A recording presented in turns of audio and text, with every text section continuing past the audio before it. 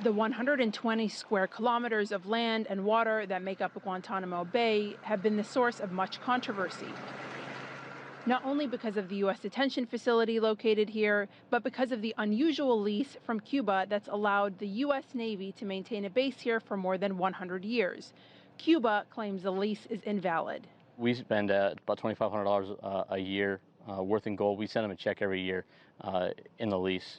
Castros have never cashed any of those checks on purpose. They've cashed a couple on accident. Fidel actually kept a drawer full of checks to show that he never cashed a check that try to invalidate the lease and to force us out of here, saying that we weren't paying what the land was worth. But now we still send the Cuban government the money, and we still maintain the naval station here. The 17.5 miles of fence line is all that divides Cuba from the U.S. Naval Base, which the United States has been leasing from Cuba since 1903. This gate behind me used to open regularly for commuters that were coming in from Cuba to work on the U.S. Naval Base. However, the last of those commuters retired in 2012. Recently, it's only been used for meetings between the U.S. Naval Station and the Cuban Frontier Brigade. Meetings are rare and security is tight along the border, which according to the U.S. military is still riddled with landmines on the Cuban side. The U.S. relationship with Cuba underwent many changes in 2016, with President Barack Obama working to normalize relations with Havana and making the first visit by a sitting U.S. president in 88 years.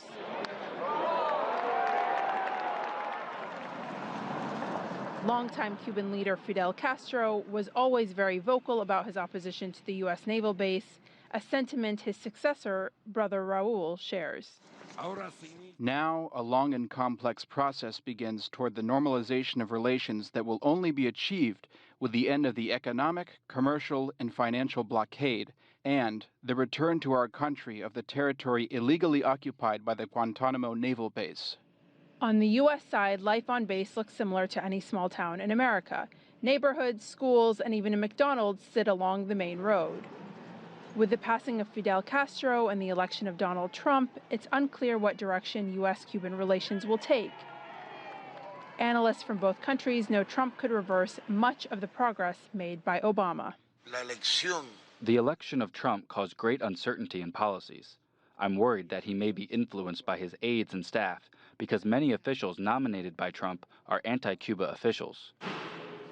While President-elect Trump has vowed to keep the Guantanamo prison open, he suggested that maybe the terms of the lease be revisited. Maybe in our deal with Cuba, we get them to take it over and and reimburse us because we're probably paying rent.